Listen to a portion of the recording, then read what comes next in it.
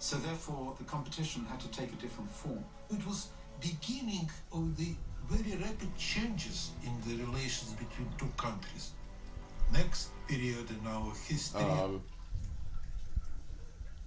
Germany attacked Russia in June of 1941, and the Russians weren't ready. They just collapsed. By winter, by December, the Russian army could see Moscow over there. And Stalin refused to leave Moscow.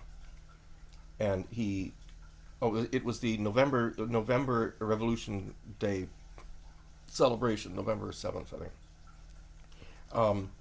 He ordered a huge parade in Red Square. And the parade, all the soldiers mustered out here, and the parade got started, and it marched through Red Square and marched straight out to the battlefield. It was that close. And again, by that time, the German armies were so totally exhausted. They got to in the suburbs of Moscow, the suburbs of Leningrad, and down south in the Caucasus, and they just ran out of steam.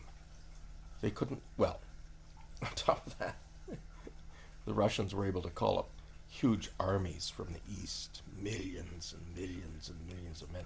So by the time the Germans got this close, the Russians had pulled in millions of untrained men from the east and just fed them into the chopper to stop the Germans, and the Germans were totally exhausted. And even though these guys weren't very good soldiers, they were enough to just real mess.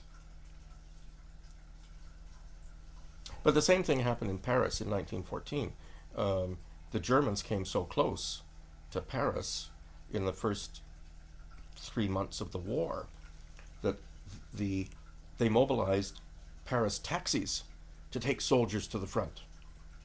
They didn't have enough trucks. They put them in taxis from downtown Paris. Let's leave from the Place de la Bastille.